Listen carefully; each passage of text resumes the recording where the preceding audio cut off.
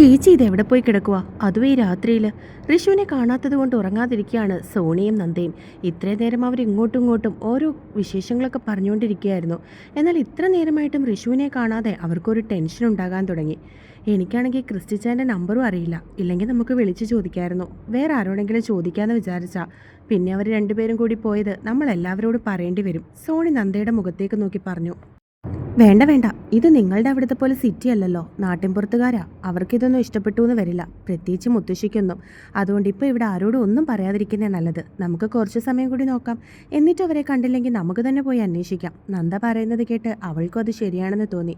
എന്നാലും എനിക്ക് നിങ്ങളുടെ കാര്യങ്ങളൊന്നും കേട്ടിട്ട് വിശ്വസിക്കാൻ പോലും കഴിയുന്നില്ല സോണി. ഒരു പക്ഷേ ഇപ്പോഴും ചേച്ചി നിന്റെ സ്വന്തം കൂടപ്പിറപ്പാണെന്ന് അറിഞ്ഞില്ലായിരുന്നുവെങ്കിൽ പഴയ ശത്രുത നിന്റെ ഉള്ളിലുണ്ടായിരുന്നേനെ. ചേച്ചിയുടെ ജീവിതത്തിലെ എല്ലാം ഒരു മിറാക്കിൾ പോലെയാണ് നടക്കുന്നത്. ഇത്രയും കേട്ടതിൽ നിന്ന് എനിക്ക് അങ്ങനെയൊക്കെയാണ് തോന്നിയത്. നന്ദ പറയുന്നത് കേട്ട് സോണിയൊന്ന് പുഞ്ചിരിച്ചു. എനിക്കും ആദ്യമൊന്നും വിശ്വസിക്കാൻ കഴിയുന്നുണ്ടായിരുന്നില്ല. പിന്നെ മമ്മി പറഞ്ഞപ്പോഴാണ് പലതും ഞാൻ വിശ്വസിച്ചത്. മമ്മിക്ക് പോലും അങ്ങനെ ഒരു പാസ്റ്റ് ഉണ്ടെന്ന് എനിക്ക് അറിയില്ലായിരുന്നു. സോണി തിരികെ അവളോട് പറഞ്ഞു. അല്ല, ഈ കാര്യങ്ങളൊന്നും മമ്മിക്ക് അറിയില്ല എന്നല്ലേ പറഞ്ഞത്? തിരികെ ചെന്നിട്ട് സർപ്രൈസ് കൊടുക്കാനാണോ നിങ്ങളുടെ തീരുമാനം? അതുമാത്രമല്ല, നീ ദേവച്ചനോട് ഇവിടെ വന്നിട്ട് സംസാരിച്ചിരുന്നോ? നന്ദ സംശയത്തോടെ അവളെ നോക്കി. മമ്മിക്ക് കാര്യങ്ങളൊന്നും തന്നെ അറിയില്ല. അവരുടെ ഒപ്പം ഉത്സവത്തിന് ഇങ്ങോട്ടേക്ക് വന്നു എന്നാണ് മമ്മി വിചാരിച്ചിരിക്കുന്നത്. അതങ്ങനെ തന്നെ ഇരിക്കട്ടെ എന്ന് ഞാനും കരുതി. ചേച്ചിയെ മമ്മിയുടെ മുമ്പിൽ കൊണ്ടുചെന്ന് നിർത്തിയിട്ട് വേണം എനിക്കത് മമ്മിയുടെ മോളാണെന്ന് പറയാൻ. ഇത്രയും വർഷം മമ്മി ആരോടും ഒന്നും പറയാതെ ഉരുകിയത് ഈ മോളെ പറ്റിയാണെന്ന് പറയാൻ. അപ്പം മമ്മിയുടെ മുഖത്തുണ്ടാകുന്ന ആ എക്സ്പ്രഷനും അതിശയമൊക്കെ എനിക്ക് ലൈവായിട്ട് നേരിട്ട് കാണണം. അവൾ ചിരിച്ചുകൊണ്ട് പറഞ്ഞതും നന്ദയും പുഞ്ചിരിച്ചു. ആ, അതിലും വലിയൊരു ഗിഫ്റ്റ് നിനക്കിനി മമ്മിക്ക് കൊടുക്കാൻ പറ്റില്ല. ഇത്രയും നാളും നീ മമ്മി അവോയ്ഡ് ചെയ്തതിനും ചേച്ചിയെ ഒത്തിരി വേദനിപ്പിച്ചതിനും പകരമായിട്ട് അങ്ങനെ ചെയ്യുമ്പോൾ നിന്റെ എല്ലാ പാപങ്ങളും പൊറുക്കും. നന്ദയും പറഞ്ഞിരുന്നു.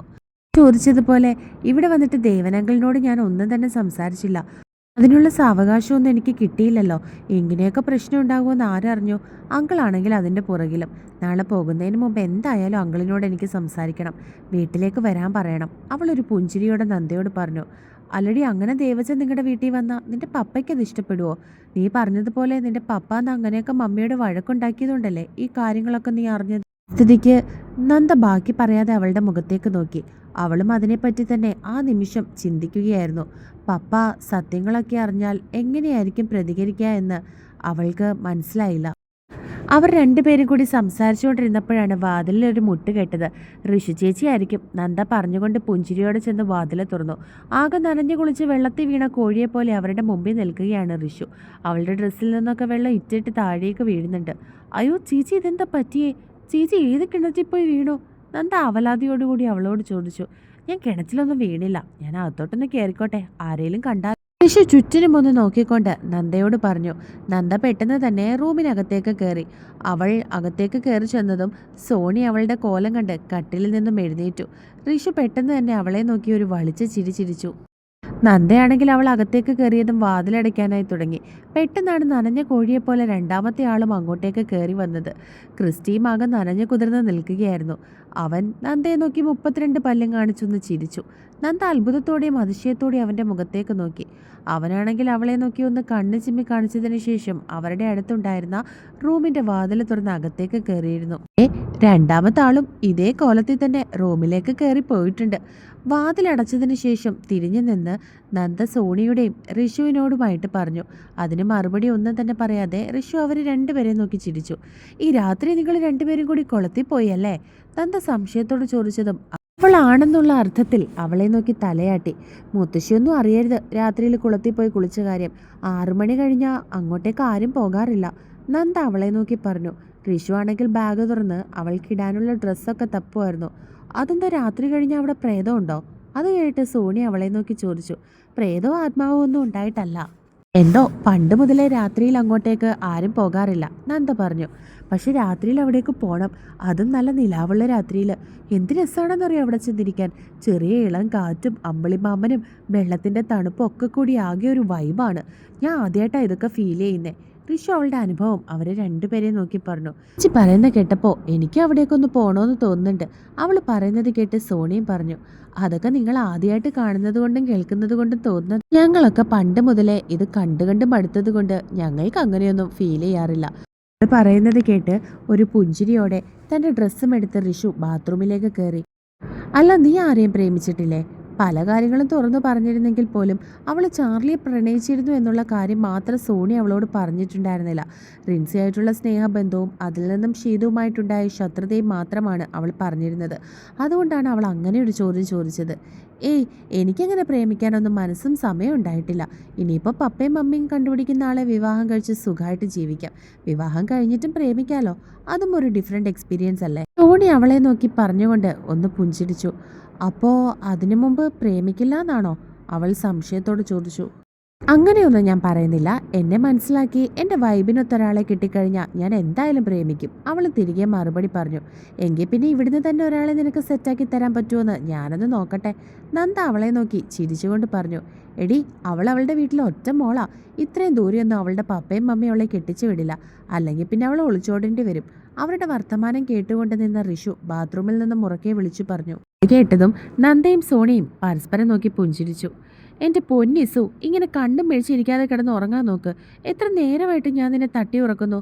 ഷീതു കണ്ണു തുറന്ന് തൻ്റെ പാവയും കളിപ്പിച്ചുകൊണ്ടിരിക്കുന്ന ഇസുവിനെ നോക്കി പറഞ്ഞു. ചാർലി ആണെങ്കിൽ ലാപ്പും തുറന്നു വെച്ച് കമ്പനിയിലെ കണക്കും കാര്യങ്ങളും ഒക്കെ നോക്കുകയായിരുന്നു. അപ്പേ, അത് കേട്ടതും ഇസു അവനെ നോക്കി വിളിച്ചു. എന്താ പൊന്നാ, ഷീതു എൻ്റെ കുഞ്ഞിനെ വഴക്ക് പറഞ്ഞോ?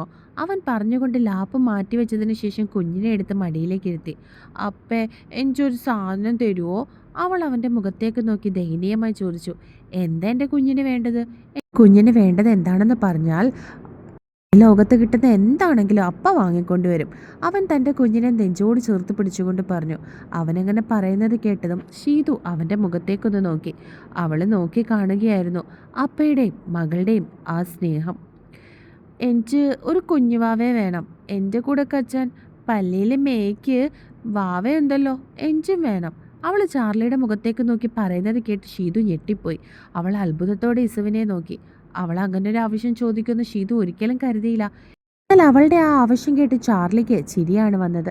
എൻ്റെ കുഞ്ഞിന് ഇത്രയും വലിയൊരു ആഗ്രഹം ഉണ്ടായിരുന്നോ? ഇങ്ങനെയൊക്കെയുള്ള ആഗ്രഹങ്ങൾ അപ്പയോട് നേരത്തെ പറയണ്ടേ കുഞ്ഞാ? അപ്പം എത്രയും വേഗം തന്നെ അത് സാധിച്ചു തന്നേനെ. ഞാൻ കരുതിയത് എൻ്റെ കുഞ്ഞിന് അതൊന്നും ഇഷ്ടമല്ലെന്നാ.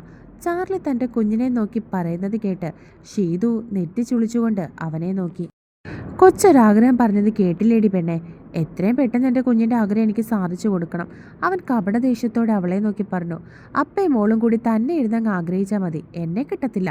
അവൾ പറഞ്ഞുകൊണ്ട് പുതപ്പും തലവഴി മൂടി തിരിഞ്ഞു കിടന്നു. ഇസു ആണെങ്കിൽ അവൾ അങ്ങനെ പറയുന്നത് കേട്ട് സങ്കടത്തോടെ അവൻ്റെ മുഖത്തേക്ക് നോക്കി. എൻ്റെ കുഞ്ഞ് വിഷമിക്കണ്ട. അവൾ അങ്ങനെയൊക്കെ പറഞ്ഞെങ്കിലും എൻ്റെ കുഞ്ഞിൻ്റെ ആഗ്രഹം അപ്പ സാധിച്ചു തരും. അതിനുള്ള വഴിയൊക്കെ എനിക്കറിയാം. അതും പറഞ്ഞ് അവൻ പുതപ്പിനിടയിൽ കൂടി അവളുടെ വയറ്റിലൊന്ന് പിച്ചി. ആഹ്!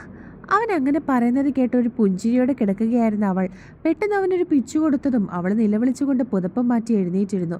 പിന്നെ തൻ്റെ ഇടുപ്പിലെ തിരുമ്മിക്കൊണ്ട് അവൻ്റെ മുഖത്തേക്ക് നോക്കി. ഞാനും എൻ്റെ കൊച്ചുകൂടെ സീരിയസ് ആയിട്ടൊരു കാര്യം സംസാരിച്ചുകൊണ്ടിരിക്കുമ്പോൾ നീ പൊറിച്ചും മൂടി കിടന്ന് ഉറങ്ങുവാണോ? അവൻ വീണ്ടും അവളെ നോക്കി ചോദിച്ചതും ഇസ അവളെ കളിയാക്കി ചിരിക്കാൻ തുടങ്ങി. നിങ്ങൾ അപ്പയും മോളും കൂടി ഓരോന്നൊക്കെ പ്ലാൻ ചെയ്യുന്നതിന് ഞാനിപ്പോൾ എന്തോ വേണം? അവളും തിരികെ അവനെ നോക്കി ചോദിച്ചു. നീ ഒന്നും ചെയ്യണ്ട, ചെയ്യേണ്ടതൊക്കെ ഞാൻ ചെയ്തോളാം. അവൻ അവളെ നോക്കി മീശ പിരിച്ചുകൊണ്ട് പറഞ്ഞു. അയ്യേ, ഒന്ന് പോയേ ചായ. അവൾ അവൻ്റെ നെഞ്ചിലൊന്ന് തള്ളിക്കൊണ്ട് പറഞ്ഞു. പിന്നെ എന്തോന്നയ്യേ? എനിക്ക് എൻ്റെ മോളുടെ ആഗ്രഹം എത്രയും പെട്ടെന്ന് സാധിച്ചു കൊടുക്കണം. അവൻ പറഞ്ഞുകൊണ്ട് കുഞ്ഞിനെ നോക്കി. ശേഷം അവളെ. കുഞ്ഞാണെങ്കിൽ എന്തോ അപ്പം തൻ്റെ ആവശ്യം നടത്തി തരുമെന്നുള്ള സംശയത്തോടെ അവനെ നോക്കി പുഞ്ചിരിച്ചു. ഈ ഈച്ചാന് വട്ടാണ്. അവൾ പറഞ്ഞുകൊണ്ട് വീണ്ടും തിരിഞ്ഞു കിടന്നു. ഷീതുവിനൊരു വാവ വരുന്നത് ഒട്ടും ഇഷ്ടമല്ല മോളെ. അതുകൊണ്ടല്ലേ അപ്പയുടെ മോളുടെ ആഗ്രഹം സാധിച്ചു തരാത്തത്? അവൻ പരാതി പോലെ അവളോട് പറഞ്ഞു. അത് കേട്ട ഷീതു അവൻ്റെ മുഖത്തേക്ക് നോക്കി. അവൻ വീണ്ടും കൊച്ചുകുട്ടികളെ പോലെ അവളോട് പിണക്കം നടിച്ചു. ഇസു, രാത്രി ചുമ്മാ ചിണുങ്ങാൻ നിൽക്കാതെ കിടന്ന് ഉറങ്ങിക്കേ. സമയം എത്രയെന്ന് പറഞ്ഞാ കണ്ണു തുറന്നിങ്ങനെ ഇരിക്കുന്നത്? അവൾ വീണ്ടും കുഞ്ഞിനോടായി പറഞ്ഞു. അത് കേട്ടതും അവൾ തൻ്റെ അപ്പയുടെ മുഖത്തേക്ക് നോക്കി. അത് അമ്മ പറയുന്നതിലും കാര്യമുണ്ട് കുഞ്ഞാ. എൻ്റെ ഇസു സുഖമായിട്ട് ഉറങ്ങിയാൽ മാത്രമേ വാവ വരുള്ളൂ. അവൻ പറയുന്നത് കേട്ട് കുഞ്ഞാണെങ്കിൽ ആണോ എന്നുള്ള രീതിയിൽ അവൻ്റെ മുഖത്തേക്ക് നോക്കി. അവളാണെങ്കിൽ കുറുമ്പോടെ അവനെ നോക്കി. അവൻ ഷീതുവിനെ നോക്കി ഇളിച്ചു കാണിച്ചു. ഹയ്യ, എന്താ ചിരി? അവൾ കളിയാക്കുന്നത് പോലെ അവനോട് പറഞ്ഞു. ഞാൻ ഒങ്ങിയ വാവ വരുമോ അപ്പേ?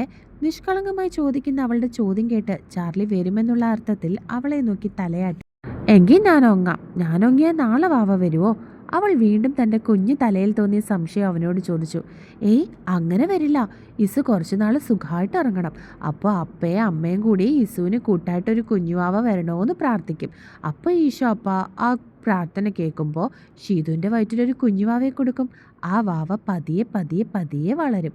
വളർന്ന് വളർന്ന് ആ വാവയ്ക്ക് അമ്മയുടെ വയറ്റിൽ കിടക്കാൻ പറ്റാതെയാവും. അപ്പോൾ ആ വാവ പുറത്തേക്ക് വരണമെന്ന് പറഞ്ഞ് വയറ്റിൽ കിടന്ന് ഇങ്ങനെ പ്രശ്നം ഉണ്ടാക്കും. അങ്ങനെ നമ്മൾ ഹോസ്പിറ്റലിൽ കൊണ്ടുപോയി വാവയെ പുറത്തെടുക്കും. അവനൊരു കഥ പറയുന്നത് പോലെ കുഞ്ഞിനോട് പറയുന്നത് കേട്ട് ഷീതു അത് നോക്കിയും കേട്ടും ഇരിക്കുകയായിരുന്നു.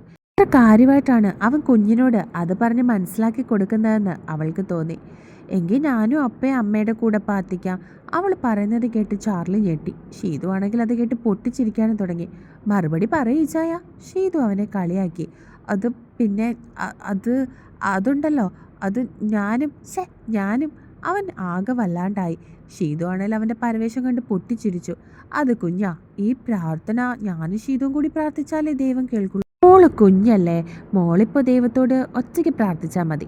അവൻ പറയുന്നത് കേട്ട് ഷീതു ഉവ്വേ എന്നുള്ള അർത്ഥത്തിൽ തലകുലുക്കി അവനെ കളിയാക്കി. കുഞ്ഞാണയിൽ ആണോ എന്നുള്ള രീതിയിൽ അവനെ തന്നെ നോക്കുമായിരുന്നു. അതുകൊണ്ട് എൻ്റെ കുഞ്ഞിന് നേരത്തെ കിടന്നുറങ്ങണേ, എന്നിട്ട് വേണം അപ്പയ്ക്കും അമ്മയ്ക്കും കാര്യമായിട്ട് പ്രാർത്ഥിക്കാൻ. അവൻ ഷീതുവിനെ ഒന്ന് നോക്കിയതിന് ശേഷം കുഞ്ഞിനെ നോക്കി പറഞ്ഞു.